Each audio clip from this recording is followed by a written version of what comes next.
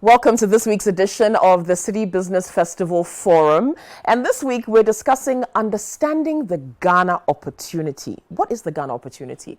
How are we positioning Ghana for investors? What is the orange economy? Why is it significant? And why are we going to be talking about that as well today? There's so many angles to this discussion, and we'll get into all of them once our conversation gets underway.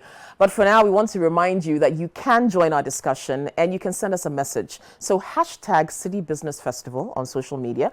You can also send a WhatsApp message to 0550-585832. And for those of you who are joining us virtually, please do send in your comments and questions, and we'll gladly pick those up and share them with our panelists who you will meet shortly. Again, thank you for tuning in. It's the Citi Business Festival. Every Tuesday at 11 a.m. we have our fora, and we'd love for you to be part of every single episode of this. I'd also like to say a big thank you to our sponsors for this year's Citi Business Festival. Citi Business Festival is sponsored by ABSA. Thank you very much, ABSA, and is supported by MTN, the Ghana Investment Promotion Center, IT Consortium, and Gersal. And also a big thank you to LifeMate Furniture for giving us such a beautiful set for Citi Business Festival this year. GIPC is sponsoring our particular discussion for today, so thanks again to the Ghana Investment Promotion Center. Obviously, that is the entity entrusted with selling Ghana, so to speak. So we'll have a good conversation about just how they do that and what areas they are targeting for more investment. We'll take a quick break. When we come back, we'll introduce our panelists and we'll get into our discussion. You're watching the Citi Business Festival discussion on understanding the Ghana opportunity. My name is Kokui Salome Hansen. I'll be your moderator for this discussion. And please, whether you're watching us on TV or virtually, we want you to join this discussion. Do send in your questions. Our WhatsApp line is 0550-585832. And you can hashtag Citi Business Festival on all of our social media platforms, on Citi TV or Citi FM or Citi Online. Just get in touch with us, and we'll pick up your questions for our panelists. Now, as I mentioned, we're discussing understanding the Ghana opportunity and what investment opportunities exist for people who are looking to put their money right here in Ghana within our borders. Well, we've assembled a pretty erudite panel here to discuss this with us. So let's introduce them now.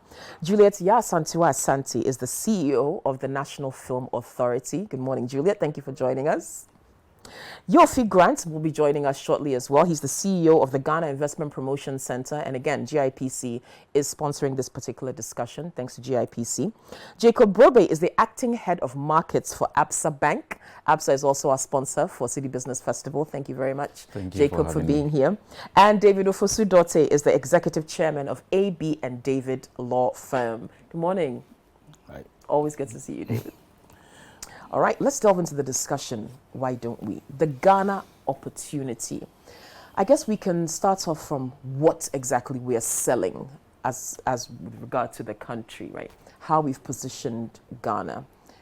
How are we promoting our country? And what exactly are we saying to the world about why they should invest in Ghana and what opportunities exist in Ghana? I'll go this way first. So, David, I'll start with you, particularly because I've heard you speak for years about positioning Ghana as the center of the world. And recently we heard the president speak about that as well, about this new push for Ghana being the center of the world, which is a bit of a change from what we've heard in the past. So Ghana positioning, what are we selling? What is our product? I think what a country sells or what any group of people sell depends on what their mindset is. Okay. And if you have the wrong mindset, you will sell the wrong things. Okay. And I think for many years we sold the wrong things. I way back 2010, 2011, together with a couple of people, incidentally including one of your guys here, Kojo Akutobuatin, I drove this campaign for Ghana as the center of the world, which, so far as I'm concerned, is location branding. For those who maybe do not know me as a branding expert or as a marketing guy, I speak from my heart. I believe, and you don't have to think too hard to know that was a good way to sell ourselves. Yes. And the argument I made, and there are a number of videos online, if you was that if you looked at the Greenwich Meridian, its last entry point is Ghana. From there, it goes down into the Antarctica. There's no other land there. And we are just 5 degrees below the equator. So there's no inhabited land which is positioned if you were using those geographical points. And actually, there are vessels which come down to Ghana and just do quote and unquote naval ceremonies off our coast, because it's the only place you can be both in the western and the eastern hemisphere at the same time. That is a powerful brand. But when I talk about mindset, we underrate it. This nation for 30 years borrowed a lot of money from various places for which we are still paying, branding ourselves as the gateway. And I still do hear the gateway from many other people.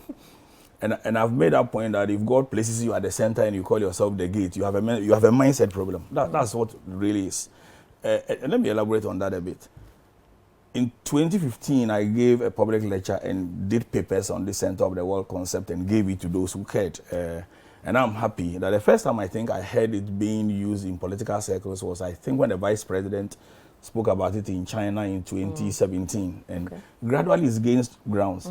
But if you watch some of the papers I've written or the videos, we are still not doing it. The gateway thing still seeps in every now and then. So as to your question as to what are we selling, that's one of the things we are selling. Okay. It's an attraction point, but that's definitely not the only thing that we have to sell. Right. What we have to do is to sell whatever we want to sell, and I believe as the discussion goes on, we can talk more about that. But around that central theme, which makes it more attractive. In other words, and I'll just give one illustration. If I sold you this bottle of water made in the center of the world, it has a different attraction than if I sold you just a bottle of water. If, for example, we go to, maybe that's the last example I should give, we go to the Presbyterian Church in Tema, which sits on the Greenwich Meridian, and which we forget that when Queen Elizabeth and Prince Philip visited Ghana in 1999, they worshipped there. It's symbolic. We can drive massive religious tourism. It's massive, and it's much more than perhaps Cocoa can give us. There are numbers to show this. But yet, because we don't think this way, we do, let's say, the Tema Meridian Port Terminal, and we have not made any place available for where the tourists will stand and be in the eastern and the western hemisphere at the same time. We can go on and on and on. So we are talking about it all right, but we are not leveraging it to the massive advantage. So we are selling ourselves short, and indeed we are selling things that we ought not to sell, and the things we ought to sell, we are selling it just 1% of it, even or less. Scratch the surface. Yeah. Okay, Jacob, let's come to you from a markets investment perspective. What is making Ghana attractive for an investor? All right, thank you very much. So to answer the question broadly as to what we are selling, I think there are two things. You can look at it from two ways. You can sell what you have. You try to sell what you have. Also, right? Yeah. So if you don't have it, but that's what others want, then you want to take steps in order to be able to get that and sell it. And then if what you have also, you have to also make steps to ensure that you sell it, you brand it well, and you sell it and sell it well. Now, to zero in into your the financial market question, I think globally there are a couple of things that investors are looking for. And for you to be successful and sell something out there, you need to know what the investors are looking for. And then you try to brand and meet the need, right? So maybe over time you go into that. But if you look at the Ghana financial market as we have it now, it's one of the frontier markets, as we call it. But I see that very progressive market with stakeholders, regulators taking steps to put in place the right framework measures to ensure that it becomes attractive. Because whether you like it or not, if you have an investor sitting in the US and they want to invest in Ghana, the question they will ask ourselves that if they want to invest in Africa, the question they will ask ourselves, okay, we have excess funds, we want to go to Africa, but which country should we go? Then the individual country dynamics, and then the transparency, other things come in, and based on that, they settle in. So in Ghana, in terms of product sophistication on the financial market, probably not much. You know, probably if you look at the market currently, most of you have fixed income, which is like the biggest one. And maybe the fixed income is actually skewed towards government of Ghana. I think about 90% of all securities that you can find on our market, either government-owned or quasi-government one. So the question is then, what happens to private companies? How do they generate capital? How do they expand? How would they be able to generate employment that the country is looking for? So that's one of the, and they probably will also talk about FS, which we try to sell, because in terms of liquidity and availability, Ghana is far better if you compare to a place like, say, Nigeria or maybe Cote d'Ivoire, right? So if these are what investors are looking for, then Ghana stands a better place, and then we have a good offering that we can offer customers. Okay. I don't want to go into a rhetoric about politics, political stability, and all that. I think for now, because I had a chat with a CEO of an entity, and they said they were expanding to Sudan, and my first reaction was, why Sudan? You know, and he saw it from my face because he knew my concern was around, security. Strife, yeah. But he said, don't worry, those in the bush will actually protect our interests because they need us, right? So it means that going forward, that's rhetoric around political stability and whatever cannot be, sustaining selling point, and there's more to be done in order to attract the right level of investment into the country. To capitalize on the interest people have in Ghana. Juliet, we're coming to you now, and I'm really glad you're on this panel because we're opening up conversations about what we call the orange economy, the creative economy, and all of the opportunities that exist there. You are the CEO of the National Film Authority. You sit in a unique position to see the kind of potential we have that we're probably not tapping into enough, if at all. So let's talk about that a bit. From a creative standpoint, are investors looking at Ghana, seeing us as a potential hub for creative investments, things of that nature? So, well, thank you for this panel, and thank you for having the creative sector represented on this panel. So, for me, when I think about creativity and you think about the orange economy and everything that goes with it, right? Let's take a step back. When you think about America, for instance, I'm starting from there because that's what we all can relate to. Yes. Now, so many people haven't been to America, but they have a perception. They have an aspiration. And that aspiration is augmented by something they see and experience and taste. And then you can reverse back, what is it that they see and taste and feel and think that is there, but may not exactly be there. So, marketing can be a function of perception. And that perception was created through a vehicle of the creative space. And so if you perhaps go into your music list, or you go into your film list, or you go into your makeup list, or you go into whatever list, you would see that probably 90% of what you use and listen to and see and all of that, is from the US. And so when we think about what is the best that we want to aspire to, we think about the US. And so you talk about soft power. And so America is not known and appreciated because of its hard power, but is known and appreciated because of its soft power. Now, when you talk about soft power, then you come to Ghana. What do we have? At the National Film Authority, obviously, we are focused on film. And when we are, talking about film, I want to backtrack again to a film called Braveheart, that we all, starring Mel Gibson and all that. Now, when that film was shot, part of it was shot in Scotland, and then there was the monument, monument in the film. Within 3 months, tourism, when the film was released, tourism rose by 500% and remained there for 5 years, consecutive years. And so when people see something or they perceive to see something, who says that America doesn't have slums? Who say that they don't have all the things that, exactly. But those things are not put forward. So when you come to Ghana, I see so many beautiful things that we can sell. Starting is resources. And even resources, you can break it down to human resources. It may not be well defined because there's a problem going around. People don't really know what the framework is of the orange economy, what it fits into. So it may not be well defined, but it is there nonetheless. And we can tap into that. Yes. So Africa as a whole, in just a couple of years, is going to have 40% of the global youth population. What does that mean? That is human resource. And so whilst the rest of the world is aging, we are really young. And you need young people to buy. You need young people to produce all of that. So packaging it well, that's an attraction right there.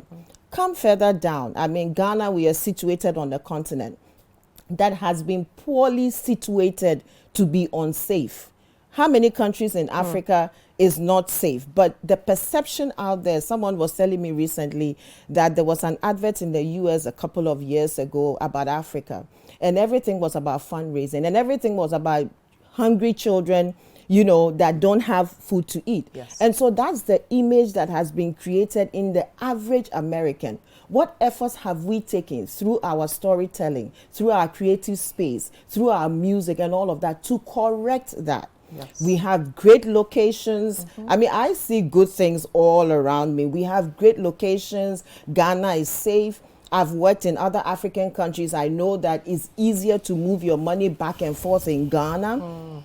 I know that, well, Ghanaians are young, as I already said. We have skill sets. I mean, when you come to the creative sector, we have vibrant skill sets and all that. Yeah. And usually when, you know, you're talking to economists, you know, interestingly, the creative sector is almost referred to as the invisible economy. However, that sector right now contributes almost 10% to global GDP. Yes. And I mean, I won't start to go into the numbers now, but the numbers are quite scary. But you're so right. I mean, in a place like Nigeria, the creative sector employs, after Agric, the most people. Exactly. They've capitalized on it so well. Exactly. And they've used it as such a good marketing tool. Exactly. That the Nigeria we heard about 10 years ago that had a certain tag associated with it has almost been eliminated. Now when people talk about Nigeria, we're talking about artists like the Burna Boys, the Wizkids, the Davidos, the Tiwa Savages, who have taken their music to a global stage. And now you've got people of all cultures appreciating that and wanting to know and learn more about Nigeria. And you know what is even more interesting? It's a sector that is less volatile. Yeah. And so even during downturns and all of that, you see that it's a sector that is vibrant, that is, you know, bounces back very quickly, that has a very low, you know, barrier to entry. I can go on and on. I know. As for me, from where I sit, I see a lot of good things. Maybe as my brother was saying, and I have to probably go back because I've used both the center. In fact, we did a video that really promoted, and the president was in that video saying Ghana is the center of the world. You may have seen it, but you may not have known it's from the National Film Authority. Okay. But it's there. But we've also used Gateway. So now I'm thinking maybe I should go as back. He was saying, maybe, okay, well, you know, the Gateway, One of the things we need to dismiss out of our vocabulary. The Gateway. So maybe I'll go remove the Gateway and then use only center moving forward. So the but from messaging what is I clear. said, all I see is positive. And when I see places that are being whipped up, is not that they do not have the gaps that we have, but they are able to package themselves in the way that the perception differs, whereas we are out there just pushing our negatives to the forefront. Okay. That's what I see. Well, let's talk to the man who's in charge of pushing what we're selling. Yoffi Grant is the CEO of the Ghana Investment Promotion Center. And again, thank you to GIPC for sponsoring this particular discussion on understanding the Ghana opportunity. A very good morning to you, Yoffi. Now, I know you're joining us virtually. For those of you who are watching, Yoffi is joining us via Zoom. So we'll be chatting with him about what exactly the GIPC is doing to sell Ghana and how they positioned us out there for investors. So once again, welcome, Yoffi. Thank you, Kokwe. My pleasure to be on this show. I think this is very important for us to understand going forward that Ghana is one of those countries that are rare in the world. And very often, I jokingly tell people that I think Ghana, God lives in Ghana. You know, this is a country that is in the center of the world. We are the only country on latitude 0, longitude 0. And so we have a 360-degree view of the world. And we are like the soul of Africa. And so we are naturally imbued with certain positives that has always made us shine in the light of Africa. I mean, and if you go back, our historical pedigree of being the first sub-Saharan African country to gain independence resonates very clearly across the continent. And when the name Ghana is mentioned on the African continent, people pay some attention. Never mind what's happening, you know, out there. I mean, we are a politically stable country. We are known for happiness and our peace. And we have 365 days of sunshine. Never mind the sporadic rainfalls that, you know, keep us. So, Yoffi, this is rhetoric that we've heard for years, for decades, Ghana keep being us peaceful, watered, the warm weather, okay. you know, all of that. Are we moving beyond that basic foundation of the basic good things about Ghana? Are we developing that? Are we improving upon that? Are we changing the narrative, shifting it to this 21st century where people are looking for more than that? Why should I come to Ghana? Why should I put my money in Ghana? What does Ghana have to offer me that other countries don't? Because other countries are also upping their game. Built tourism is also very attractive. We've relied a lot on what already naturally exists. What are we doing beyond that rhetoric? I think you answer your own question, because without those things that I've mentioned, nobody will look at you, first of all. But you must understand that, yes, you develop it, and that is why I'm out right now. I mean, the reason why I'm out is I need to be speaking with some big investors who are interested in Ghana. And I dare say that since the past 3-4 years, the narrative of Ghana has changed and given us even more attention. We've become one of the fastest developing economies in the world. Even with COVID, we were still one of the very few that had positive economic growth. And very often when you listen to the rhetoric, you might think that there's nothing happening, but there are lots of things happening. I mean, I have foreigners come to Ghana and tell me, wow, your country is changing so dramatically and so rapidly, but you don't seem to understand it yourselves. And here we are, because of that recognition, we are host to the headquarters of the AFCFTA. And we already have Ghanaian companies that are looking at exporting outside. But when we offer ourselves as a viable investment opportunity, it's not that we're saying that foreigners should just come and share and quarter the country. What we are saying is that we have opportunities in which we want partnerships to develop. And we are seeing quite a number of Ghanaians get into the investment space. I mean, even if you look at just 1D1F, majority of the investments are by indigenous business people. Not to mention that a lot of foreign investors are now looking at it. I mean, I have had a very important meeting just before getting on. That's why I got on late, with a major company that has acquired the assets of Bolloré. And Ghana is one of the places where they think that they should launch their Africa, a bigger Africa opportunity from. We are resource rich. We are people rich relative to the sub-region. We have better educated people, competitive rates, labor rates, but also the fact that we are a country that is positioned and is now looking outwardly and inwardly at the same time to develop is important compared to many of the other African countries. Okay, Yoffi, how about the this? Ghana story? Yes. Ghana story. I say this.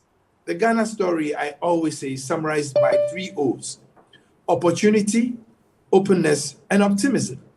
And that has been a major selling point from my point of view. And we are seeing quite a number of investors coming through to Ghana. And that is why over the past few years, we've been winning quite a number of awards as being probably the most aggressive IPA on the continent. Okay, so we're all sitting here, we're all Ghanaians, we love our country, we're very patriotic, we want to attract good investors here. What is our unique selling point such that the taxi driver, me, as I'm sitting here, my children in school, the average person in Ghana knows if there's someone who's visiting Ghana today, this is what I want this person to know about Ghana, this is what I'm selling to them, this is where they should go. When you are going out there with your investment promotion officers and you're going out to sell Ghana, what are you telling investors about Ghana that all of us, average Ghanaians, should know and sell about Ghana? Kokwe, perhaps you've not been listening to me since I started talking. That when you put together all the metrics or factors that I've spoken about, we are almost unique. In the African context, people love the fact that Ghana is politically stable. Okay, Yoffi, you know what I'm going to do? I'm going to ask all of our panelists here to tell me what our Ghanaian unique selling point is. David, what's our unique selling point? I think I started with this question, and then I mean, Yoffi and I are very good friends. Yes. I think at times we mix up things, and permit me to explain this. When you're in a position like where Yoffi is, you are doing the right thing, but you also face the very charged political environment that we live in. So once he's achieving some very good things, he will have criticism, some of which are very destructive. And those criticisms, because they are politicized, Because the very nature of our society is that it is for the opposition to criticize and undo you so they come to power. And it is the duty of the government to assert whatever it has achieved so that they maintain power. That's the system we have taken for ourselves. As a result, it drives divisiveness, and we forget that unity is more important than natural resources. Let me explain. So it's not because Yoffi is not doing anything good, but once you posit the argument in the fact that I am doing something and it's not being recognized, we've moved away from the fact that on what you are doing, we can leverage more to indirectly responding to those who are criticizing you. Right. That's how the system is. And it's something which is difficult for us to understand. And let me explain this point. and Yoffi knows how much work I've done on this center of the world. I'm very happy that he's driving it. He needs to drive it more. We miss the point that the most important factor for investment is mind share. And nobody talks about it. What is mind share? Mind share is what comes to mind when you decide. If somebody decided to turn on his radio today and listen to any news on business, there are 2-3 radio stations he will turn because he will come to mind. That's all that it is. If I decided to look for somebody called Kwakwi, you will come to mind. It is the same way people invest. There are 54 or 55 African countries, depending on whether you are counting from the AU or you are counting from Morocco, right? Now, if somebody decides in America, and I'm talking about FDIs, that he wants to invest in Africa, it's only because Ghana comes to mind. And if you realize that what comes to mind and concerns me is security, then you will see that the Fitch rating emphasizes a lot on security. If he focuses on openness, which is what Yoffi is talking about, we scored very high on openness. The decision to invest is not made on investments. It's made on factors that drive investments. So first, you must come to mind. What other things do they look for? For example, the After Secretariat is located here, among other things, because Ghana is peaceful, they have schools, their children will go to, etc. So that's what drives investments. But we seem to be driving investments instead of driving the things that drive investments. Let me give you a very good example, and I'll go back to the center of the world. Nothing drives mind share more than center of the world. Can you ignore the center of the world? You cannot. You cannot. It's the only thing we alone have. If I had the chance to brand Ghana, and with all due apologies, I've seen that advert on Ghana center of the world. I wouldn't do that advert. I won't. I would do just a 1-minute advert. And I would do an advert with a spacecraft going to space, showing somebody like Elon Musk. Everybody listens to him. I will show people who are doing very wild things, and I will say, we've gone to space. Good. Have you been to the center of the world? Simple. That 1-minute advert changes everything about Ghana. It brings Ghana to mind when the investor is making a decision. Then you add things like stability, openness, schools. We are part of global English. All those things, now it drives tourism. And when I hear our educated people, unfortunately, our very educated people, call the creative as invisible sector, I think differently. It is the most visible sector. You don't drive mind share without visibility. How do you call the sector that drives your mind share invisible? Look, if there is a master stroke that happened in the last 5 years, it is that decision to do the year of return.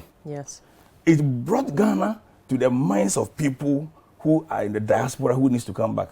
But again, you can decide to focus on the opposition distraction of it, or how we leverage it from that master stroke of the president creating the year of return.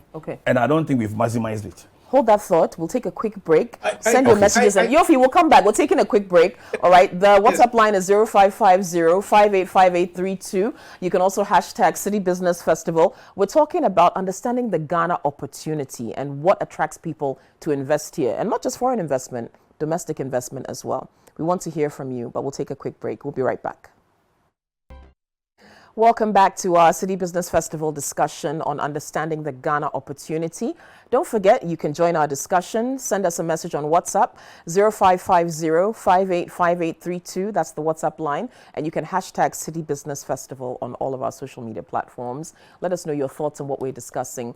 And we want to know, what is Ghana's unique selling point to you? What do you think we're selling? Or how do you think Ghana should be sold? What we should be telling people who are interested in visiting Ghana, investing in Ghana. We want to know your thoughts as well. Before the break, we were talking with David Ofosu-Dorte, who is the head of AB and David Law Firm. And he was just telling us his thoughts on our positioning and maybe where we're going wrong and what we're doing right with regard to selling Ghana. Okay, so David, you can continue your thought. Basically, I was trying to emphasize the fact that we need to focus a lot more on occupying the minds of people about the country, and that. So I was talking about the master stroke of the year of return, which I think we ended at the entertainment front and didn't go beyond. And we need to do a bit more about that. I'm sure in a different setting we can discuss some of these things. If we focus a lot in putting Ghana out there as Ghana, just forget about what we are selling. If you don't come to mind, the person doesn't choose what to even do with the country. Because if I'm, let's say, in the entertainment industry, my decision to invest is different from if I'm in the banking industry, or if I'm in the construction industry, or if I'm in the manufacturing industry. So we seem to think that investment is a homogeneous thing. That's why I'm emphasizing that we need to first deliver our visibility, and then we bring out the other unique selling points. Okay. Once we can do that, I think the rest will take care of itself. I'm sure when the conversation as the conversation goes on, there are other things we can talk about. But we are not driving the mind share at all. Do you agree, Jacob, that we need to be a bit more top of mind, so to speak? I think I agree with David, because the issue is that even as a Ghanaian, as I sit here, if you ask me what is it that we have said one single thing, I think it would be difficult for me to just put my hand to say, this is so unique to Ghana that it cannot be replicated somewhere. Right. So for me, the proposition is that of a bouquet, but the way you position it is very important. I think whilst we were going to, we heard about Ghana being the center of the world and whatever. Ask me if I've never been to that place before myself. No, right? So it's a total package that we should look at when we are selling Ghana.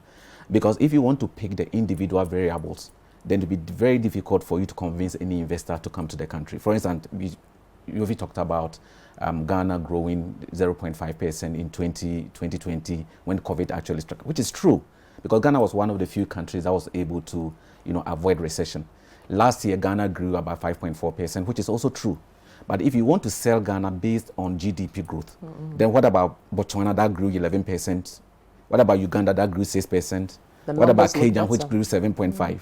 If you want to talk about literacy rate, what about the East African corridor, who started this mass education long time ago, right? So for me, it's about listening carefully and seeing how we can do better, and repackage some of the things that we have, that we've used. I think we use them in the form of rhetoric, right? You meet someone, you want the person to know I'm from Ghana, the center of the town, blah, blah. But if the person really wants to visit, what is it that the person wants to come and see? Yes. Right? So I think that is where the level I have to take the conversation to. And then I probably to agree with David to say, let's move away from the gateway. I think the door should be wide open by now, right? So that people should be able to access. So that's what I'll say. Okay. And I would also... Yoffi, 1 second. Juliet's just going to chip in here. I would also add that, and if you're going to sell, you're going somewhere, you want a vehicle. Yes. So what vehicle are you going to use to get there? And that's where, again, I will revert back to the orange economy. But before I do that, when you talk about what are we selling, in addition to Ghana being the center, I mean, for instance, Michael, who was it that gave us the title of Black Star?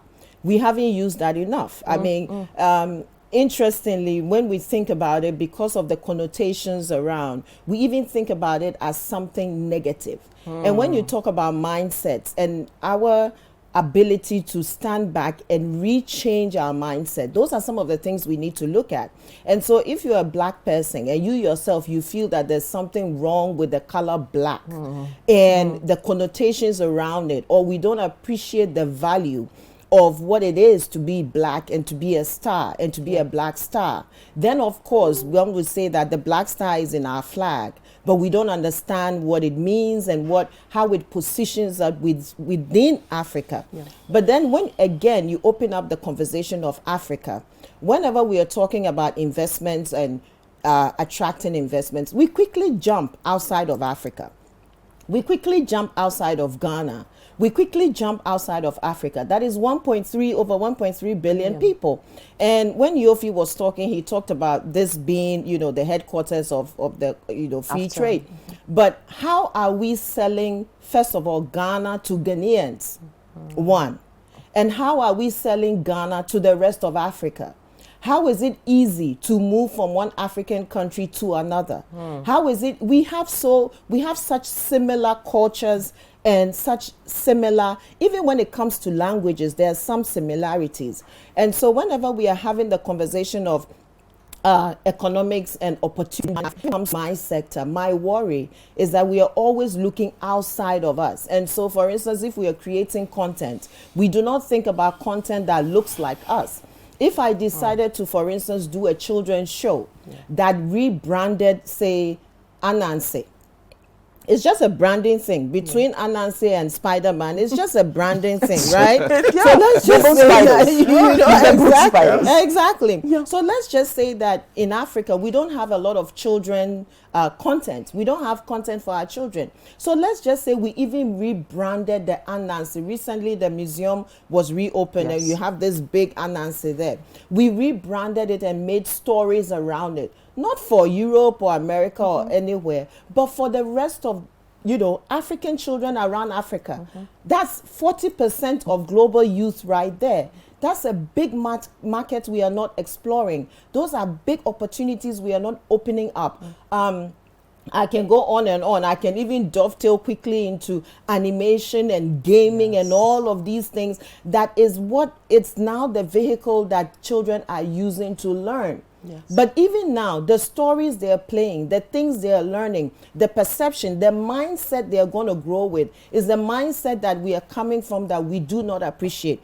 And yet we are doing nothing to change the vehicles for changing those mindsets or the visuals for changing those mindsets. And we quickly go into the numbers and we quickly go into the hard things and all of that. But we don't think about the soft things. But by the way, by the time that child is 10, their mindset is already made up. And their mindset is made up to look outside of Ghana and outside of Africa. And so how can you sell yourself to the world when you don't know who you are and you don't know where you're going and you don't know what you're saying? When David was talking, he talked about space and all that. But in our mind space, do we think about space? Do we create content that speaks about space? Do our children even think beyond witchcraft to space, let alone go and do an advert about space? No one will even understand it. So sometimes I think we jump over the little steps that we need to take and we start to talk about the big steps. And once we talk about the big steps and we don't think about the little progressive steps that gets us there, I tell you, in 10 years, we'll be here again having the same conversation with a different set of people, but with the same mindset. Okay. Just a quick one. Okay, before I go to Yoffi. I think we should not, again, I have to emphasize that investment is not homogeneous. Right. And I believe we'll be touching on investments and how you drive it. But we should not confuse looking for foreign direct investors, which is outside. Right. For example, where I was talking about that type of advert. With driving investments locally, but the targets are different. All you want to drive is ensure that you occupy the minds if you are targeting foreign direct investors. If you want to look at local, it's a different drive. So I don't want us to mix the two. No problem. Yoffi, I'm coming to you. And as you respond to this, I'd also like you to segue into the various sectors from where you sit, the various sectors that are attracting the most investment and the key sectors that you think hold the most potential for investment. All right, thank you very much. I think a very interesting conversation. David has mentioned and triggered some excitement in me with some of the highlights that he made. But first of all, let me just try and define the conversation in the context of the job that I do. For every country and every destination, country branding is very important. Before the investor will listen to you, the foreign investor will listen to you, country branding comes first. He wants to know, where is Ghana? What is this country called Ghana? And that's when you have to throw your best foot forward. And I did mention some of the areas where Ghana throws its best foot forward and nobody can challenge those things. I mean, they are facts. People are even excited by the fact that, oh, this was that little country that stood against, foreign oppression and resisted colonial rule and was the first. That is part of your branding. the fact that you are in the middle of the world is part of your branding. But let me, my good friend from Absa, I was a bit disappointed when he said that, well, we're talking of Ghana being the center of the world and he hasn't even been there. You are in Ghana, for Christ's sakes. You are standing right in the center of the world. But so that recognition itself must hit everybody. But let me tell you something. When you look at America, people ask, what are the two things that most create America in the minds of people? It's one, film, and two, music. Yeah. People know America because of Michael Jackson. People know because of Clint Eastwood and all those things. And in the mind of the youth, those are the symbols that create them. And in our minds in Ghana, we can also recreate our own symbols that resonate in the minds of people. But yes, but we can recreate them in the marketing sense. Everything that you talk about, we already have them. There's nothing in this world that any country doesn't have. But they are in different degrees. And so Ghana, some of Ghana's unique selling propositions, which you've all mentioned there, the fact that we are democratically stable, the fact that we are seen as peaceful, the fact that we seem to respect law.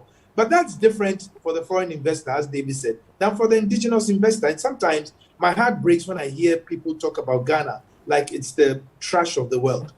When and on the contrary, it's the pride of Africa. And most other people outside Ghana always say that they are proud to when they hear of Ghana and they hear the things that are happening in Ghana. But you are right. I mean, it's all in packaging and how you message it. And yes, indeed, the message to the foreign investor is very different from that to the indigenous investor. The indigenous investor, first of all, is already, harbored in a place where he's facing high interest costs for his business. He's not getting the sort of infrastructure support that he needs, etc., etc. But all those big things also need investment. So you offer them in a package that gives you the message of a market in the future, the hope that you can generate, you can grow, and all those things are packaged together. It's not just a question of, I have gold, so come for it. Okay. If I have gold and I say come for it, and you can't export it, you can't, make any good use out of it. It's not an opportunity that is realistic. But you did ask about, so which are the areas that we're seeing quite a lot of investment in? Mm-hmm. And the priority areas for you as well that you're trying to push. Right. For most of the foreign direct investment we're seeing, most of it is going into services. We are seeing quite a lot of interest in infrastructure development, especially the railway lines and the roads. We're seeing interest in the technology space, and quite a number of people have expressed interest in setting up data centers in Ghana. In fact, one of the projects I'm looking at right now is setting up a data center, a 50-megawatt data center, which is huge, to serve the African continent from Ghana. And so that tells us that there's a certain recognition that this can only happen in Ghana. If you take all the 54 countries on the continent, they think Ghana is the best place for it to happen. And we are seeing quite a number of others also come in. Recently, I put out pictures of our visits to the Tyler Perry studios, because there's an express interest in saying that where can we set up studios in Africa to actually bring African content out. That was not the first. Many years back, we spoke to Stone Creek LLC, which was one of the companies, or they had partners who were responsible for Universal and Disneyland and all that, who were very keen to also come put up bespoke studios in Ghana, because they felt that Ghana could be the best place to start a film industry. There are other investors looking at Idris Elba has expressed same interest. And there are quite a number of other people in the arts industry who have, or the creative space, who are looking at Ghana. Even in music, they think that Ghana is the best place to set up a center to generate streaming content and to put out streaming content, because we seem to have ticked the first few boxes that make us eligible and competitive compared to other countries. On my side, what the real opportunities are, or the priorities are, and based on what we put together as the Ghana Cares Over Tampa project, which looked at the economy and looked at the best way to build back better and create opportunity for young people in this country, was agriculture and agro-processing. And I dare tell you that there is so much interest in the agricultural, potential of Ghana, based on some of the historicals and some of the good stories coming out of Ghana, like Blue Skies, like Niche Cocoa, like Plot, who are now looking like they're going to be big global players, And so a lot of people, and when we had during the Expo 2020, we had a business seminar, business conference in Dubai. It was very clear that there was a lot of interest in Ghana producing fruits and horticultural products for that market. Indeed, some of the big players in the world, like Del Monte, we had discussions to say, how can they come and acquire maybe 20,000 hectares and get Ghanaian farmers to do contract farming for them, for the global markets, in mangoes, in tangerines, in oranges, in bananas. We have global golden exotics over here. We have Mahashamat Farms in Ghana.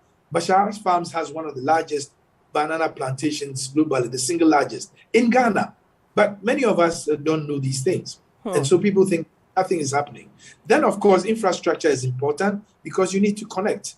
And so government's plan was to put in 4,007 kilometers of new rail lines and over 11,000 kilometers of roads, such that you can have access from farm gate, from factory gate, right down to the market. But all these also meant that you need to build a manufacturing culture and change the nature of your economy, where you are just exporting your raw materials and resources and adding value in situ before export, so that you gain from the higher end of the value chain. And that is what the One District, One Factory policy sought to do, to start the rudiments of an industrial economy by adding value to the things that you have in every nook and cranny of this country. Okay. So that's no part. And then, of course, technology.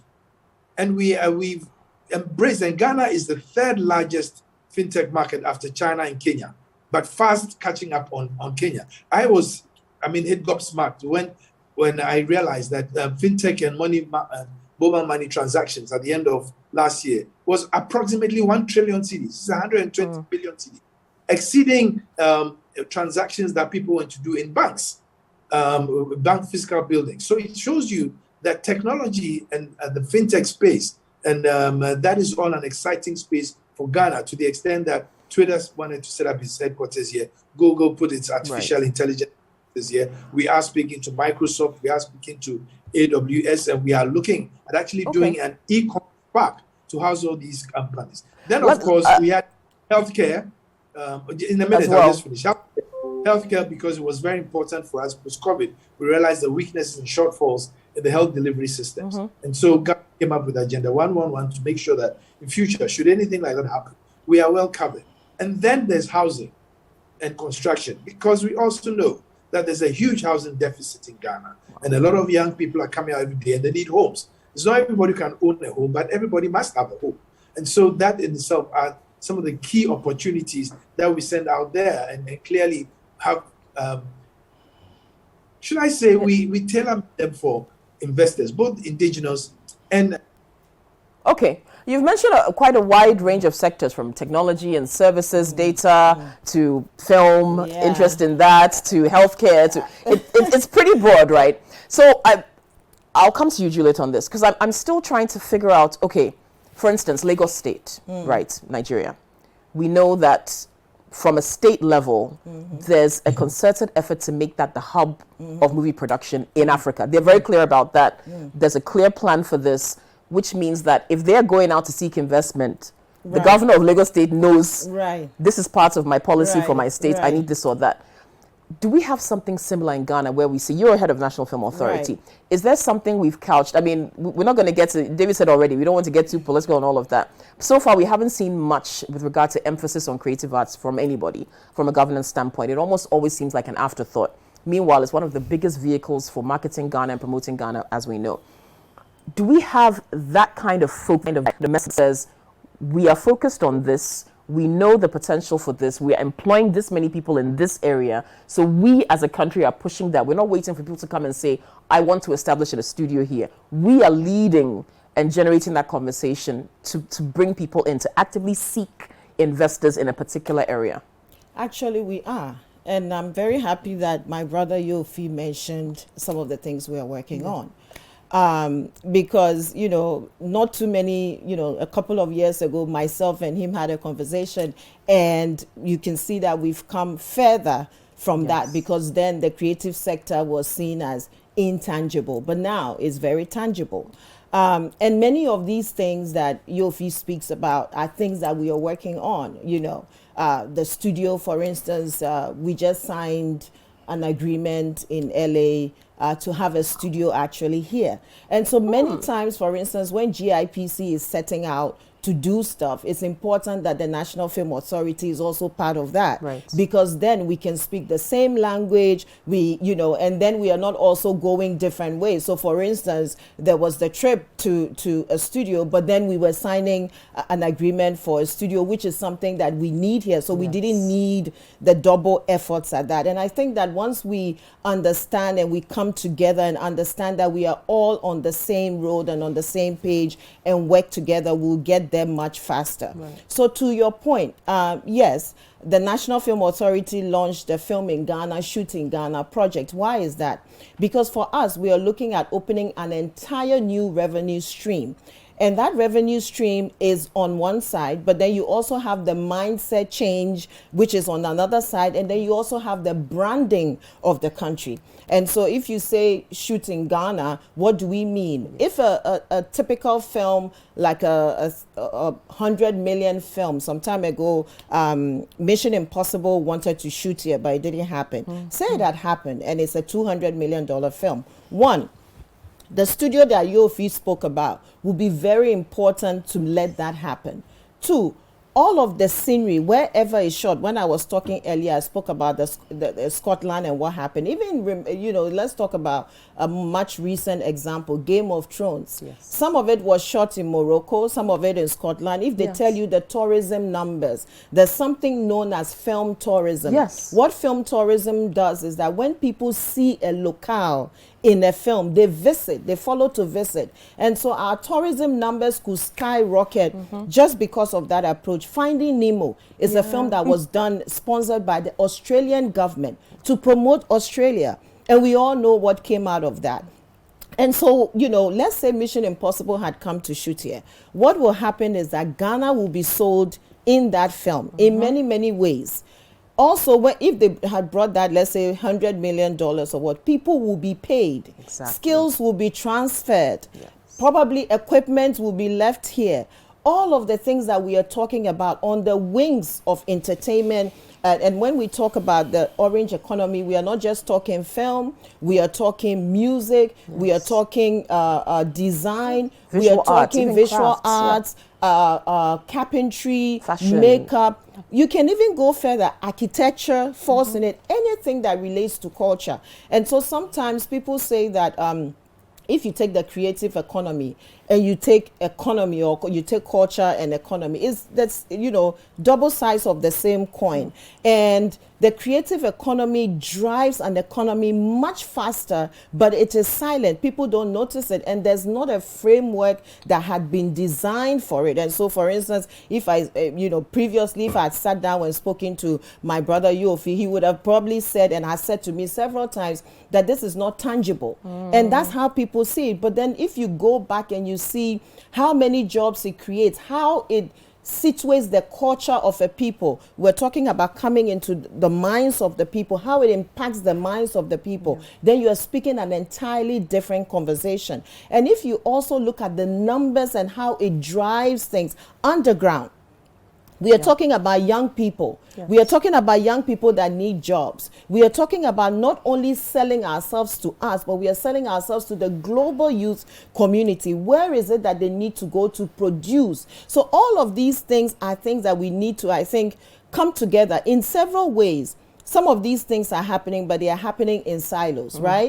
So we launched the Shoot in Ghana campaign. It would be great if GIPC, for instance, joined us to promote that, because then we are speaking one language, and we are saying to the entire world, bring your money here to shoot. Yes. And we understand that when they come here to film, so many things will follow after that. So my concern is that sometimes we know these things and we say these things, but then in real practice, we don't practice these things. And so I think when the leaders of the various agencies and organizations come together and begin to work together more, then we will get to where we need to get to much more. Fantastic. Okay, faster. We'll take a quick break. We're still talking about understanding the Ghana situation and Ghanaian investment, investing in Ghana, the Ghana opportunity. Please send us your messages, 0550-585832. That's our WhatsApp line. You can hashtag Citi Business Festival. When we come back after the break, we'll talk more about the opportunities that exist in Ghana, how people can take advantage of them, and we'll take some of your questions for our panelists. Stay tuned.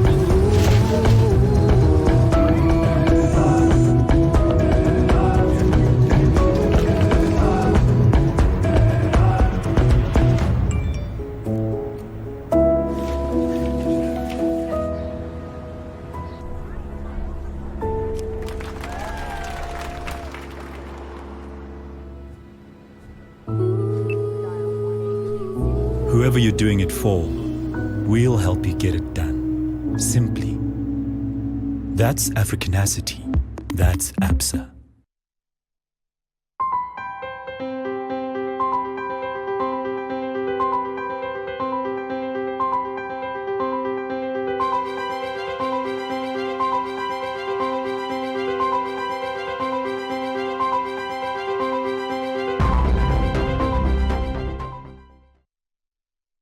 All right, you're still watching the Citi Business Festival discussion on understanding the Ghana opportunity. Our panelists are delving well into this topic. What can we do to sell Ghana more? How can we enhance the efforts that are already being made to sell Ghana? What's our positioning? What kind of investments are we attracting? And we can talk a lot more about domestic investment as well. How many of us know the opportunities that exist for us to invest in our own country? And by doing that, also attract foreigners into Ghana, because I mean, if you see somebody investing in their own country, obviously it will pique some interest in you. Okay, ABSA, let's talk to you, Jacob, about this, about domestic investment as well in Ghana. I mean, obviously ABSA is one example, but for the opportunities you see for people who want to invest in Ghana, even locally and domestically, what can we say about that? Yeah, so I think Yoffi has mentioned, and then David and everyone has mentioned a lot about the other sectors. So maybe I'll just confine myself with what's available in the financial sector. Yes. So I think in my intro, I did mention that in Ghana market here right now, there's a huge opportunity in terms of if you want to invest in say, fixed income, basically capital, right? Because I think I listened to someone out this morning, and they were talking about the fact that capital availability is an issue in terms of getting businesses to grow. And I think maybe you agree to that statement, right? But the question, how do you then get capital? Because the financial market that's supposed to enable this kind of functionality. And that's what will support the various investment right that is being done. Because for instance, if you want Ghanaian businesses to go into this 1D, 1F, then financing is key, right? Can they rely on only loans from banks? That's a different question. So there's a need for us to look at our Ghana Stock Exchange, for instance, right, and see what is happening there, because that's where long-term capital is supposed to be raised. Now, if you go to the Ghana Stock Exchange currently, yes, we have businesses there which have listed, but I think if you look at the market capitalization compared to the sub-region, then more can be done in that aspect. Now, fixed income is very big on the Ghana Stock Exchange market, but as I said, about 90% of everything that is traded there also is in the government of Ghana. Because if you look at, I think I look at the data, at the end of May, the total amount of securities in issue, government of Ghana securities is about 185 billion, right, Ghana cedis. And out of this, about 17% in the hands of offshore investors. Okay. Now, it used to be around a higher figure some years back, but I think through government effort to reprofile debt and all that, we've seen the figure come down. And of course, the challenges that we have globally right now also has cause some portfolio reversal happening on the market. So those opportunities are still there. And as I said, our market is very proactive. We've seen conscious efforts to streamline and to strengthen the corporate governance framework, for instance, and then transparency. So we've seen central bank, for instance, come out with a lot of corporate governance issues, which will make it possible for us to attract investors into our market. Now, I think one area that we've not explored much has got to do the ESG. You know, ESG currently is becoming like a big thing everywhere you go. And investors globally are looking for, they are basically enjoying to undertake some kind of ESG activity, right? ESG. Green Please bond, yes, right? ESG So for that's people. economic, social, and governance, right? Which has become a big thing. It used to be CSR. CSR. But these days it moves beyond CSR. So there's opportunity, for instance, for somebody to issue something like green bond on this market. I think the Ministry of Finance did give a hint of this some year or two ago, that they intend to probably explore that. So there's a need for us to get the framework ready, to be able to attract this kind of emerging investment opportunity, which is also coming. So that is available. But for a local investor, I think currently, if you want to talk about what is available, as I said, we have the Government of Ghana securities. Of course, you can also go to banks, you can get your fixed deposit. You have mutual funds, which are also available. But if you go to the alternative investment, for instance, we have something we call Absa New Gold, which is also on the Ghana Stock Exchange. Basically, what does that is that you buy an asset which tracks the performance of gold, right? So you are not buying gold itself, but then you invest, and your investment is tracking the performance of gold. So if gold prices go up, automatically you smile, to the bank. Okay. So we have such a product also on the Ghana Stock Exchange. So there are a couple of products that are available that if you talk to any bank, you should be able, or probably if you have any contact with the Ghana Stock Exchange, for instance, you should be able to get a place to invest your funds.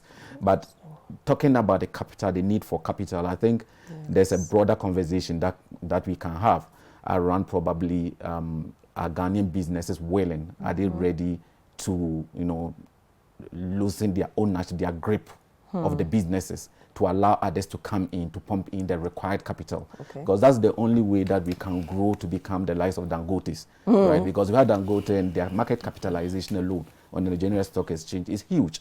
And because of that, they've been able to expand into Ghana, right? The same way if we talk about most of the Nigerian banks that expanded into here, most of them listed. Right. So probably going forward, these are conversations that we can have to see how we can get businesses to appreciate the need, to probably look to raise long-term funding and provide the needed capital. And once businesses do this, then it also offers opportunity for retail investors, instead of putting their money in, say, Government of Ghana, for them to then walk to the Ghana Stock Exchange to say, I want to buy this stock, or I want to buy that stock. Okay, we've got some questions that are coming in from those of you who are watching. So whether you're watching on TV or you've joined us virtually, again, 0550-585832, that's the WhatsApp line. You can also hashtag Citi Business Festival. So a comment from Bafor in Tema. He says, negative, self-seeking and unpatriotic politics of greed is what makes Ghanaians struggle in lifting Ghana's visibility on the world platform. Okay, Bafor. King David from Ashaiman says, I must first appreciate the good work you're doing, always giving us the best of news and entertainment. Thank you. Back to the conversation. I would love to say that apart from our normal political tension and crisis, I think Ghana is a good place for the individual and other foreign investors to do business. It's very peaceful and understanding, I must say. Okay. Nana in Ashoman Estate says, how does the creative industry help startups whose aim is to position their marketing strategy to promote Ghana through their products or services with subsidized marketing content? Because my sister, the bills we receive, dream crushes. How does the creative industry help startups? Juliet, the National Film Authority is there. Is there any kind of support for creatives? I mean, you deal particularly with film. Right. Creatives is broad. It's a broad category. But from the film perspective alone, Right. let's talk about that. Is there something? I mean, the support young National Film creatives? Authority itself is barely 2 years, but then within those 2 years, we've done a lot. You remember that support also comes in the form of training, Yes. comes in the form of networking opportunities, and we've done all of those things in many, many ways. We've had stakeholder engagements. We've brought business to the table. So that's an ongoing exercise. Usually when we, again, going back, I just want to bring Atlanta to the forefront and what Atlanta has done. So in 2018, for instance, Atlanta made 10 billion from film and started 300 new businesses. Okay. And so when you talk about those 300 new businesses, what areas were they in? Perhaps hotels, restaurants, Exactly. more crafts sold, costuming, all of those things. Those are some of the ways that you support the creative sector. So just by Atlanta situating itself to attract the right kind of investment in the creative sector. And when I was speaking earlier, I talked about such a low barrier to entry. So you see that all these new businesses started out of that. Now the new crave, sometimes, people talk about whether it's NFT, whether people talk about animation, whether it's gaming and whatever. Gaming, for instance, globally is a $200 billion sector. Ghana, just last year, Ghana spent almost $70 million on online gaming alone. Now, if you're talking about support, these creatives are learning online. These creatives are networking online. These creatives, however, do not have access to funding. If you are talking about support of the creatives, you need funding. But not only do you need funding, you also need a clear route to market. And one of the biggest gaps that creatives have is how do we move our material? And when I talk about material, I'm not just talking about film. So just yesterday, I went to Palace and I bought this very small wardrobe, what you pound something in at Palace.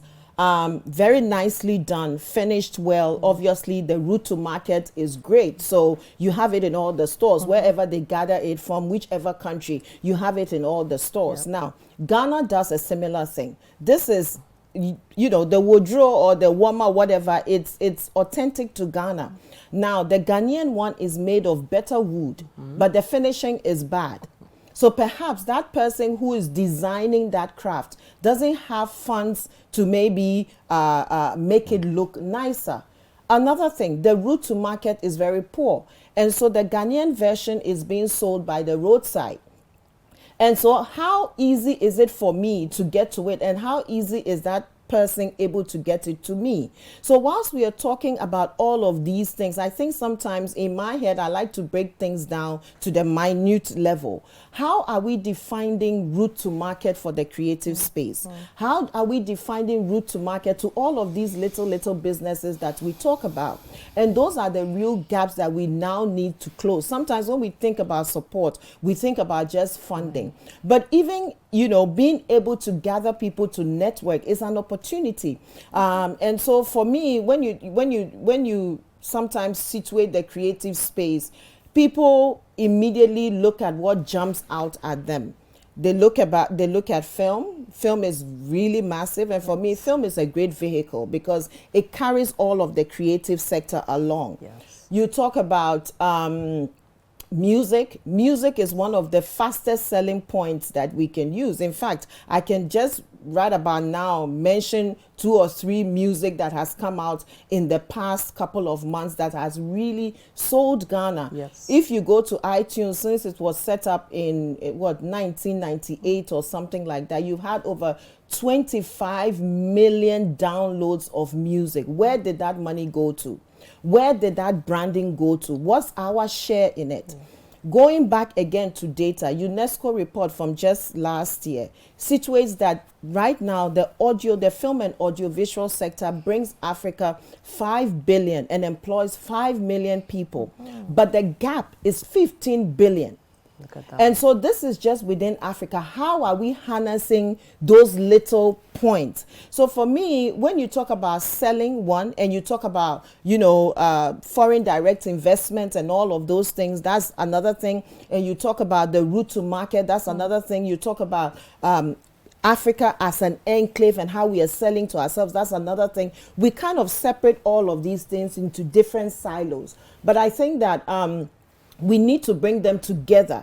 When we begin to bring them together in our conversations, that is when we realize that there are clear linkages, and the clear linkages lay in going down to the bottom and looking at how that one person here sells us to the next person there. When we begin to tackle the issues from that point of view, I think we will make progress. Many times when we meet, we talk about macroeconomics, you know, at the very, very top. And at the very, very top, I am happy to have those conversations. But every day I sit in rooms with young people who continue to sell us, but who do not get the light of day and who we do not mention. Right. I dare say that even when we go on our trade shows, we should bring some of these people along to help tell our stories. It's not just on the film, but when we go on our trade shows and all of these things, I would have loved somebody like that to be on this panel. And I think those are the ways we begin to change things, one step at a time, and one effort at a time, and one event at a time. Well, Yoffi, you can chip in on this as well. Now, we do know that some creatives do sometimes travel for investment promotion events. But do you think there is more that could be done, particularly at GIPC, where you come up with a lot of promotional material to try to sell Ghana, etc.? Do you think there could be more of a collaboration with creatives who are into producing film, producing music, creating songs about Ghana, creating even theatrical pieces about Ghana, writing plays, etc.? Absolutely. And I did say that in the brand marketing of countries, film and music play a very important role. I mean, in my young days, we all got to know about India from the Indian movies that we saw. We saw a lot about China from the Chinese films. We got to know America from also American film, the music and all that. And indeed, yes, there's never too much you can do. There's hello? Yes, Yoffi, we can hear you. Yes. Yes. There's never too much you can do in that sense in portraying your country and the brand selling that you can do. Indeed, I'm sure my good friend, my sister Cindy, doesn't even know that we are working on having Rush Hour 4 filmed in Ghana as we speak. I do. And very Problem. Said that we should take care on our shows when we are good. Unfortunately, as good as intended, it may be difficult for us because then it means that we should take everybody else who has something to sell about Ghana. And so at the not at all. That obviously that's not possible. Yes, it's not possible. But from time to time, it's not. I mean, we take a holistic approach and we package things from all the other sectors to take along with us. So it may not necessarily be that we have to take somebody from energy, somebody from agriculture, somebody from that.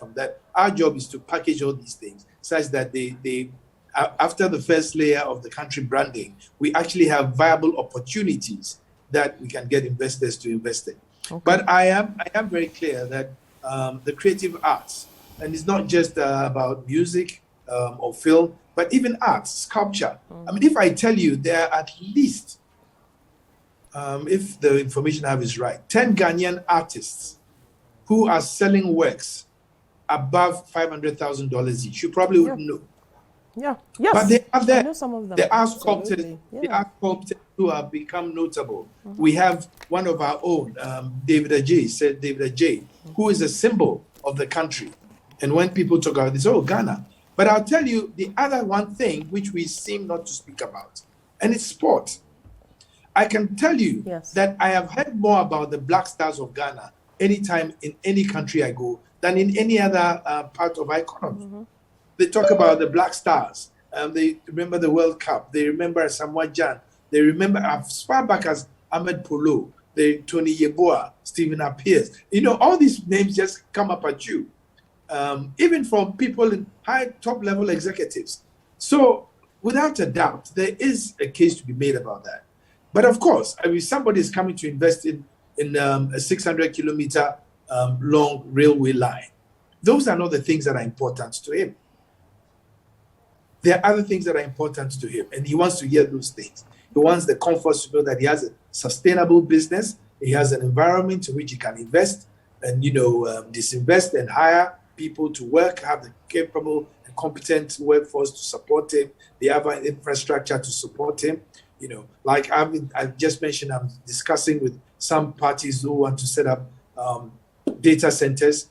They need the data centers to be near water, near grid lines, near the port, near this, near. So all these things you have to put together, package it, and say, okay, yes, we qualify. And why would he come to Ghana instead of Togo? Because in Ghana, he has access to more of those than you get in Togo or wherever. I just mentioned Togo because somebody wants to invest in some other things, they'll choose Togo over Ghana. So it's a question of one, the branding first, second, the opportunity that you present, what the actual investment opportunity is. And thirdly, some of the other things that make it possible for the person to consider you as a destination. Okay. But I am in agreement that, yes, we need to do a lot more from the creative arts point of view, but that is not necessarily to bring in investment. That is necessarily to reposition us as a brand that people are more likely to pick when they have 5 different options. Okay, and more messages coming in. Juliet is not only educated but wise as well. There are some of the things we want to hear from the media, so it will assist in educating immature minds. Okay, I would have loved to agree with Mr. Yoffi on the movie and entertainment point he raised when he talked about the USA, but this is Africa we are talking about, and we need to have that kind of creative African mindset so we can explore within our domain as Africans. Okay, you didn't leave your name though. Please include your name with your messages so that we know whose messages we're picking up and we can respond to them appropriately. Okay, and keep the messages coming in. 0550-585832 and hashtag Citi Business Festival. Now, Senor says, I'm quite disappointed in Mr. Grant's response to Mr. Brobe's point about not having experienced or been to the exact location identified in Ghana as the center of the world.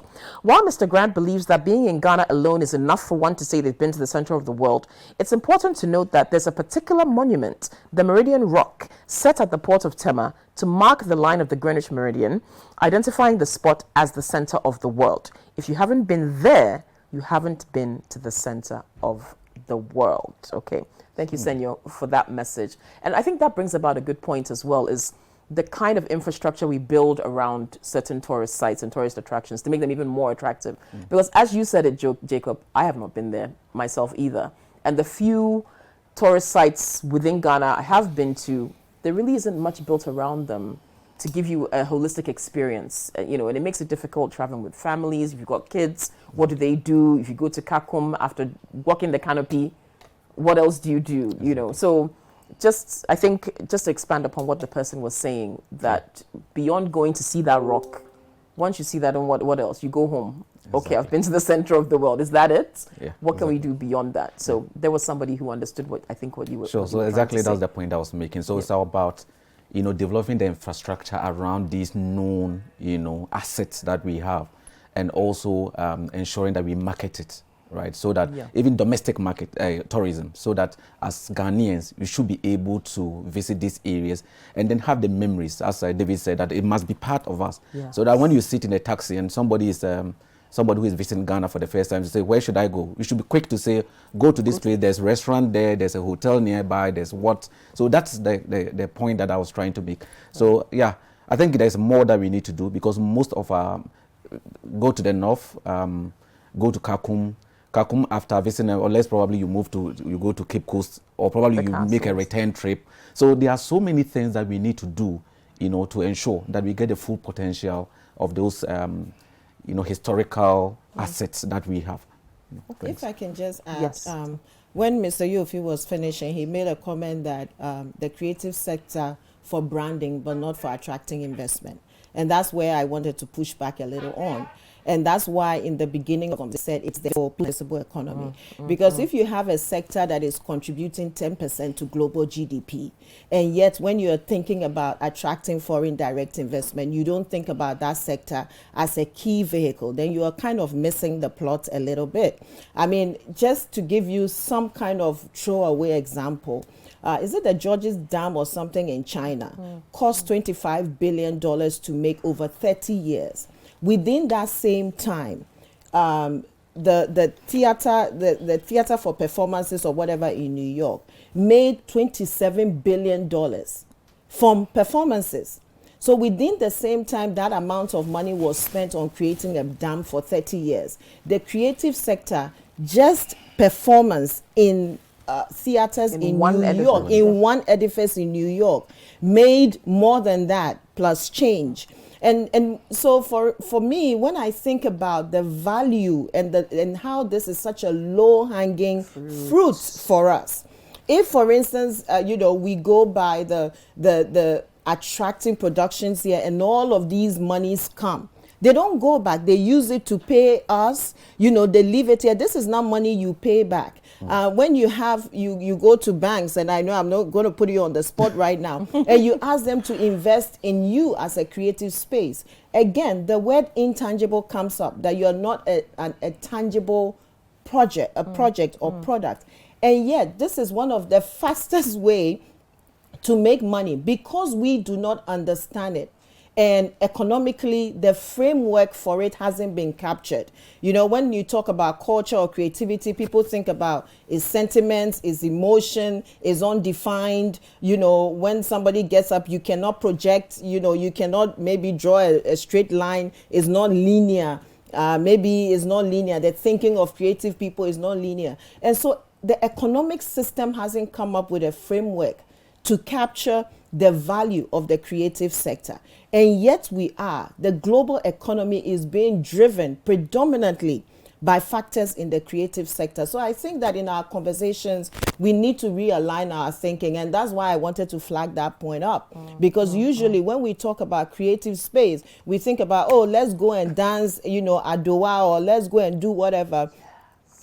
And yet, there's so much more to this when it comes to talking real money, the movement of money, the creation of money, the dynamics of money, that I think maybe you need a whole different program to just talk about. Really about even when we talk about situating Ghana as the center of the world and all of that value. If that's not creative, I don't know what else that is. Yeah, I agree.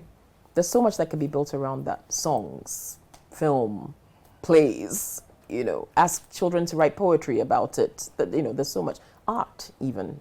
But we're not real money, real commerce can be happening on that spot as we talk. If you go and visit that spot, you don't just go and visit. We could create the infrastructure around it. I was just in Atlanta Botanical Gardens. And guess what? They have this sculpture that they've named Mother Goddess, Earth Goddess. If that's not Asasiya, I don't know what it is. They've drawn her, named her Earth Goddess, beautiful flowers all around her, and people pay $25 to enter to go and watch it. And the Botanical Gardens in Atlanta is the most money-making non-for-profit in that state, one state. And here we are not able to even bring our craftspeople to bring up some beautiful artifacts that people can come and pay to see. So perhaps we also need to get a little more creative in our thinking about how we solve the money situation. And especially after COVID, a lot of economies are looking towards the creative sector because during COVID, it was one of the sectors that stood up, even though it was very affected. And it includes media, by the way. Yes. It is one of the sectors that really has proven to be elastic, if that's the right word to use, and has the ability to bounce back very, very quickly. Resilient. Resilient is the word I'm looking for. And yet, when we talk economics, we always leave the sector out. Perhaps because we are blind and we need to reopen our eyes. I think so. Okay, we'll take a quick break. When we come back, we'll talk a bit more about the opportunities in the orange economy. And then we'll have a quick look at how we compare to some of our peers on the continent with regards to macroeconomic indicators. We've talked a little bit about it, but we'll get a bit more detail on that. So stay tuned. You're watching our discussion on the Ghana opportunity. Don't go anywhere. We're talking about the Ghana opportunity and the opportunities that exist for bringing investment to Ghana and whipping up even domestic investment as well. Now, we're going to talk to David now to talk about seeking investment and the methods that we employ to get people to invest in Ghana. Obviously, again, we have the vehicle of the Ghana Investment Promotion Center, and they go out there quite frequently trying to attract investment into Ghana. We're competing, though, with not only the 54 countries on the continent, but even beyond the shores of the African continent. So it's quite a competitive environment to get people to choose Ghana over any other country. So as we're going into this discussion, I'd like for you to talk about our approach to attracting investment and our chances, what chances we stand with the other countries we're competing with in the sub-region, on the rest of the continent, to get that same investment coming here. Okay, I think it's important that we set a certain framework for everything we do. Without that framework, you just be acting and you get diverted in various directions that you don't need to get diverted into. First, we need to define what is our problem as a people, right? There are several problems, and one of the most important ones is the political divide. Yes. It creates, because even when one government is succeeding, the distraction is so much that, and I've already talked about it. So even if Yoffi is doing very well, we must undermine him. Mm-hmm. I mean, but that problem is well known. I want us to put that problem aside. The bigger problem, which is for the public sector and the private sector altogether, as a people, I think it's a cultural issue. We lack coordinated thinking and coordinated action. Mm-hmm. So we may be doing one thing, but it's not coordinated with the other things. And as a result, we never maximize the advantage of that which we initiate. Two, we lack a framework for the things we do. And I like to think in framework. And I was explaining, let me take this example of the so-called Ghana opportunity or investments. That is a question you ask. First is mind share. Mm-hmm. And when I say mind share, your program is too short to describe it. Mm-hmm. But mind share is simply driving that we come to the center whenever you think of Africa. Nobody can ignore Africa. Mm-hmm. But you can choose to ignore Ghana. When Rwanda puts Rwanda on the label shirt, yes, of Arsenal players, it's just because they want to drive mind share. Yeah. I may even stretch it to the extent that when you say Rwanda has signed an agreement with the UK to relocate refugees there, it may not necessarily happen, but Rwanda has been at the center of the discussion for the last 2 months. Yes. Now, the fact that we hear about a place doesn't necessarily mean we want to go there. Without mentioning certain countries, there are certain countries we know a lot about. For example, where America recently left, I'm talking about, okay, let me mention one, Afghanistan. You don't necessarily need to go there, but you hear about it. Yes. So having mind share is not necessarily driving investments, and we shouldn't confuse the two. If you're creating a mind share with a view to driving investments, you approach it differently. And let me give you an example. If I were in Yoffi's position, I would stop going from country to country driving investments. Why? And I told the Ghana Academy of Arts and Sciences when I addressed them last week, Monday, on this, I would team up with other Yoffis, other GIPCs, for the want of a better word, to drive the investments. And I'll explain why. Because after mindshare, the most important thing is market. Investors invest as a result of market, not just because they know about you. That is why China has overtaken the US in foreign direct investments, even though it is not a liberal democracy.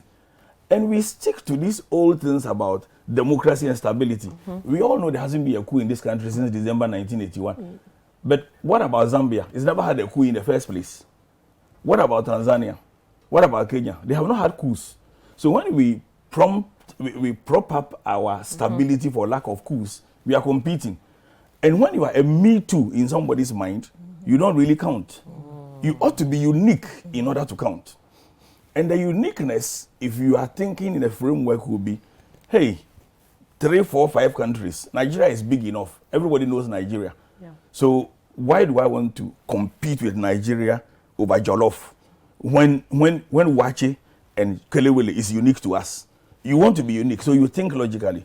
So if I took Cote d'Ivoire, I took Togo, I took Benin as an example, and let's drive investments. We are attracting the market, and we tell people that you are talking about a 1.27 billion people market, a $6.6 trillion purchase power parity, a 3.6 trillion GDP, combined GDP for Africa, which is centered in Ghana at the AFCFTA. So the market is driven from Ghana, which is the center of the world. Then I tell you, our logistics chain, we are equidistant from every part of the world, which is why you must locate your factory here as an example, because it's easy to export.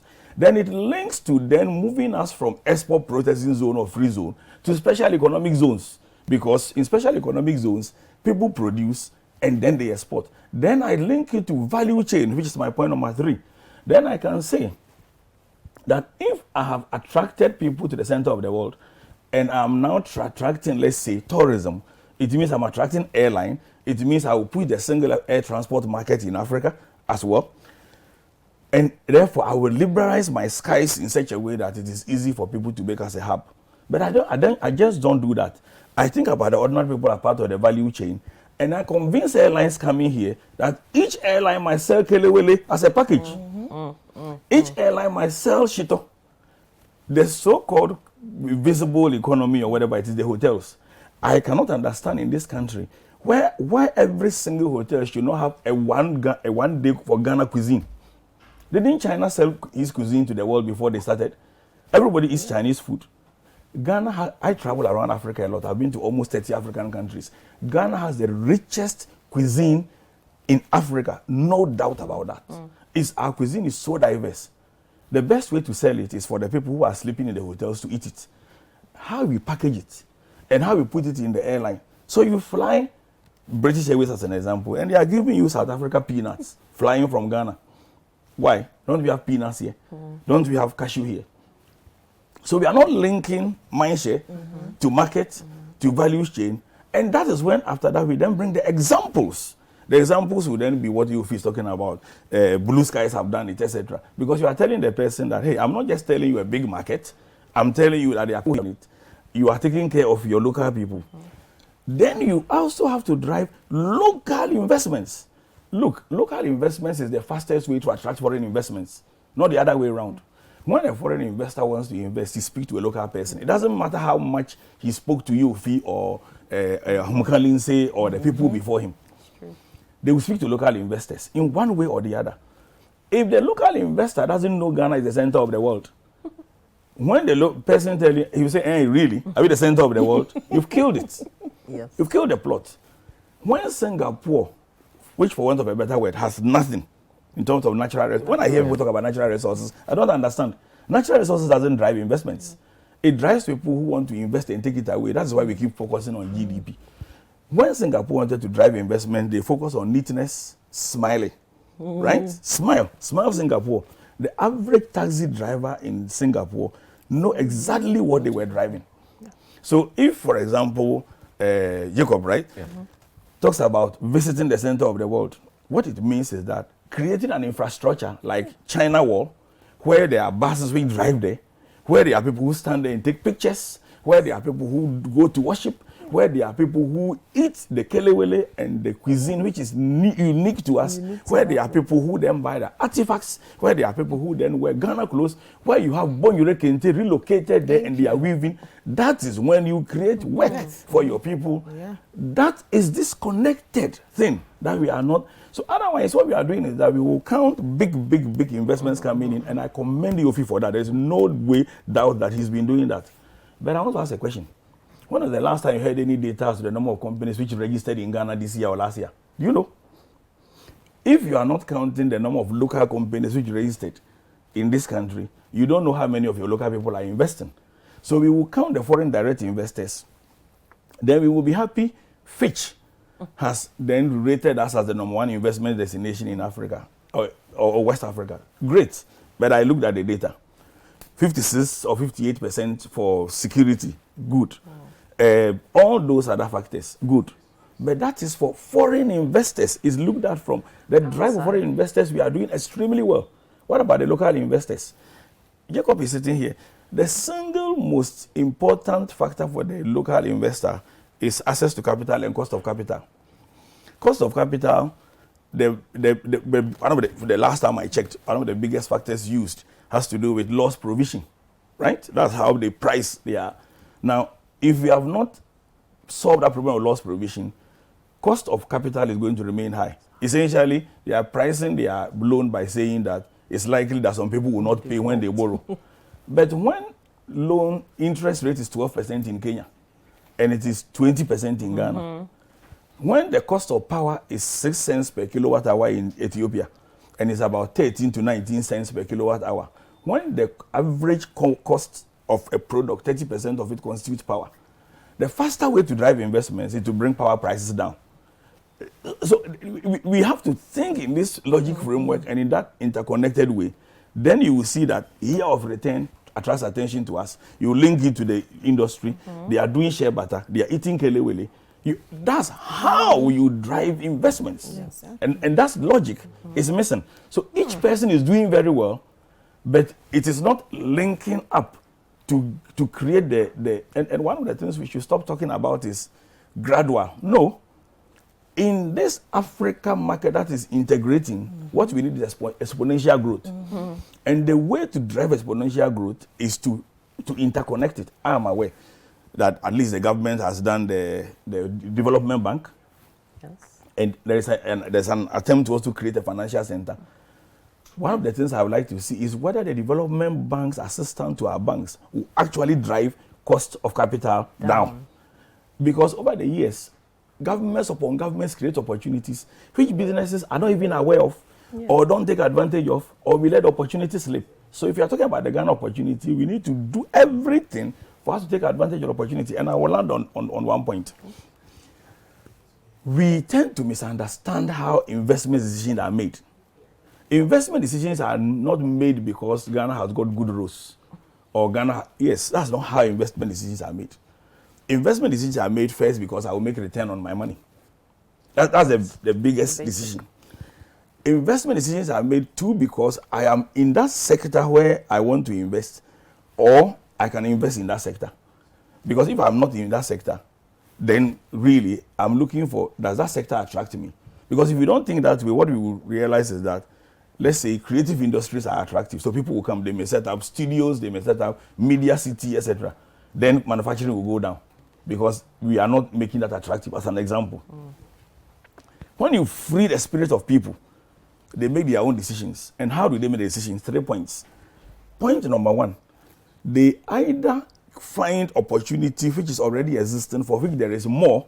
So for example, if already I'm in water and I see Africa as a market, I produce more. That's one way I will make an investment decision, and I produce it from Ghana because I can export it. 2, they either are not in the area, but they can see an opportunity to enter the area because that is needed. That is how come there is innovation, people are doing payment systems, etc., etc. That is 3, people make decision on investment on what is trending. For those people, they are not necessarily originators. They look at something which is an opportunity, and it's for them that the data Yoffi gives. For example, that construction is, these sectors are trending. People make decisions based on that. These 3 free respect, and you will see that you will almost quadruple your investments because you are working on a logic framework that has been missing in this country for 50 years.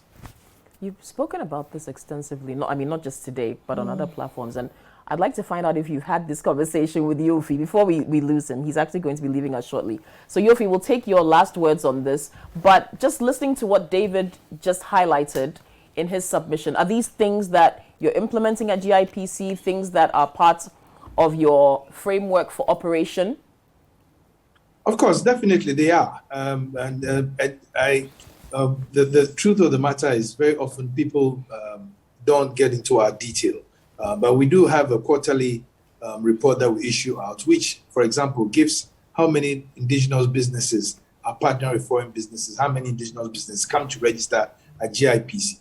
But I must also say that not every business, local business, registers at GIPC because they are not obliged to, obligated to. But what we do when we speak to investors, first on the priorities that government has set, to build the economy in a certain direction. But also, like I said earlier, we sell the country brand. Who is Ghana? What is Ghana? Where is Ghana? Because that's always very important to the investor. I had a life as an investment banker for close to 30 years before I joined GIPC.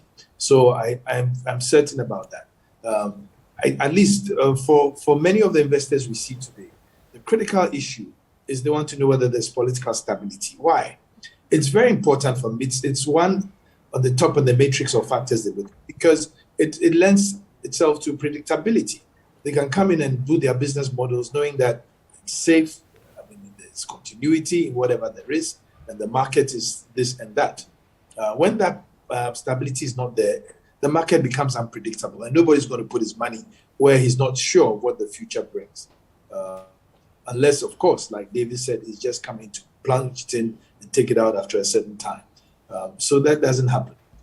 Secondly, it's without doubt, I mean, that the basic investor, like he said, does look for where his business can grow.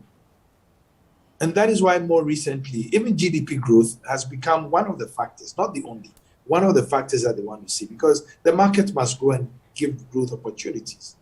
And if it doesn't, and it's shrinking, then that's not where you want to put your money, because then it means your money is not going to grow. Thirdly, there are three things. Some investors invest for resources, some invest for market, some invest because it brings added value to their product. And so basically, those are the sectors that we look at, even from the UNC TAD viewpoint, that what are the things that attract investors? And we've done quite significant work on that from the World Association of Investment Promotion Agencies viewpoint. But it is important too, for me, that the ease of doing business in the country be accelerated in many ways, because yes, he is right. A lot of foreign investors will look at indigenous businesses and see how they are being treated, and see how they'll treat the foreign businesses as well. Right. What I am seeing more recently is that a lot of foreign direct investors who come in, unless they have some bespoke technologies which they are unwilling to share with, most of them that come in look for local partnerships, because they've realized, especially for those who have been investing a long time, that it makes much more sense to get involved with the local partner. It helps you negotiate the nuances of peculiar markets, but it also ensures sustainability and security of their businesses. And we see some come in, they register, they have a quota for bringing foreign people. And within a short time, it says, no, I think I can have Ghanaians play that role instead of paying for foreigners to come and do it. Because if I bring somebody from wherever, I have to get him a house, I have to pay for his kid's school, I have to get him a car, I have to do this, I have to do that. If I get a Ghanaian, all I have to do is to give him good pay. And relatively, good as I'll give my foreign person, without all the other social amenities added. And so they gradually get into that. And this is a universal fact. It's not just pertaining to Ghana. But I dare say that taking all these matrix of factors, it's not a one size fits all business. In different locations, the priorities and the strategies are different. Some countries are resource rich. They still seek resource seeking FDI. Some will still seek market seeking FDI, and some will still seek comparative technologies that would enhance their product. And so the African case predominantly is more on the resource side and the market side. And for us at GIPC, one of the conversations we're having is that, okay, so I take the European Partnership Agreement. Can we have those who are exporting to Africa actually come locate their factories here and export to the continent tariff-free? It makes a lot more sense. Can we get them to partner with Ghanaians so that we actually also elevate the Ghanaian business community in the state-of-the-art practices, technologies that are being deployed elsewhere, et cetera, et cetera. And that is why when we go out these days, we go with private sector businesses as well.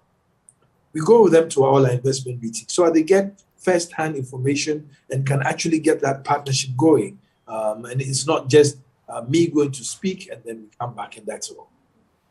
All right. It can be expensive. Yeah, we understand you have to go. We have to wrap up as well. So yes, we appreciate you joining us virtually. Thank you so much for your time, for your contribution to the discussion as well. Again, Yoffi Grant is the CEO of the Ghana Investment Promotion Center. We do appreciate you, Yoffi. Thank you so much. Welcome. Right. Thank you. Right. We So have a Kokoye, few if I minutes can, to if go. I Yes. touch briefly on, Before we- I think David made a point about how banks price and the fact that we price with the understanding that somebody is going to default. I just want to put the record straight that in Ghana right now, I think Central Bank over the years has tried to streamline how banks actually price their loans to customers. So to ensure that policy decisions from the MPR rate and all that actually feed into the pricing. So they introduced what we call the Ghana reference rate, right? And basically there are three variables. So we have the rate at which banks lend to each other with the interbank overnight rate. Then you have the 91-day T-bill rate, and then we have the MPR rate itself, the monetary policy rate. So these three variables are then weighted to determine the Ghana reference rate, which is published. You know, you can have it at even the GAP website or from GAP. So all the banks have a common reference rate within the month. So the only variable here that banks have control over is the spread or the margin. And that will have something to do with your credit assessment or credit score, right? So in terms of pricing right now, not so much about the fact that I think you will default. But of course, that conversation is still important because in credit scoring, you of course, we get to know whether you are more risky. So that's the only reason why the bank may want to give GIR plus 200 to Kokoye and give GIR plus 500 to David, for instance. So that's the way the loan pricing space looks like currently. But of course, the good thing also is that over the years now we have the Credit Reference Bureau, which has come to help, right? But some of the rigidities in the system are also being addressed. I think previously, people apply for a loan, they put in their details, you know, I live at the house number, whatever. You go there and it turns out to be... You don't have to be there. Exactly, right? So it was difficult to track anybody. But with the introduction of intervention like the Ghana card, the digital address and all that, it's in a way, you know, trying to streamline things. And once the fundamentals, the macros, because the three variables that I talked about, they all rely on the macros, right? If the 91-day T-bill, monetary policy rates, and the interbank rates, if all of them go down, obviously loans to customers also, the rates also will definitely go down. So it's important that we get the macros also right. You see, Kokoye, I think we are... I agree with him, 100%, and this is not about upside, it's about the... Yeah, it's the banking one, yeah, so definitely. I think we must understand, if you take Europe as an example, that the European economic community changed Europe, but much as the headquarters is in Brussels, the real factories are in Germany. Of course. And we should not confuse the location of after here with the ability to grow our... So unless we link it, and I'm saying this is very important, and I'm just picking from where Jacob has, if we let people understand that you are addressing a bigger market, and if you are located in Ghana, the ability of people to borrow from the banks in Ghana will create a change of the capitalization of the banks. Economies of scale will grow the size of the banks. It will drop the interest rate. Our people don't produce volumes. I mean, and I've cited example over and over. I've seen beautiful, well-branded aquatation, and I like to use local things, right? And you remember, it is one of your studios that I said, if we don't package our things very well, ShopRite was going to start selling wache and which already happened. Yeah. In 2015, I predicted that China was going to start exporting cocoa, and it happened. Now, your colleague Bernard keeps track of some of my predictions. The point is this: if we don't understand that the location of AFTA and our location is very critical, but it is critical to the extent that we get businesses locating here aiming at a bigger market, that way we can drop the cost of capital. That way our local industries can access capital, and we marry them into the value chain. I was talking about acquisition, beautiful brand, etc. But let somebody order 1 million tons, we can't produce. Yet this is a country which is not focusing on aggregators and consolidators, so that because not everybody wants to be big. Kokoye will produce 1,000, Jacob will produce another 1,000, Julia 1,000, I 1,000. Somebody aggregates it. That's how Taiwan is able to export. And that's how we have to think. It's a logic framework. And perhaps that's how we even make it a culture. And for collaboration. Collaboration. I mean, to push forward culture, you know, culture is propagated by the creative economy, so to speak, because culture is what underpins what a people will do, given certain circumstances. What will you do naturally? And we have to ride on the wings of our creative space to create that culture that we need to then drive the economics of things. And I'm glad that when you were talking all the time, you were talking all the content that you referred to is content that has to come out of the creative space. I have to stop you there because we're unfortunately out of time. But I can't thank you enough. Thank you so much, Juliet. Yasanto Asante, CEO of the National Film Authority. Jacob Roby, ABSA, thank you so much. David Ofosudote, AB and David Law Firm, thank you. And of course, Yoffi Grant, CEO of GIPC, also joined us virtually. And thank you for those of you who watched, those who sent messages. We appreciate you. Don't forget to tune in next Tuesday at 11 a.m. for the next discussion of Citi Business Festival. My name is Kokwi Selome Hansen. Have a great day.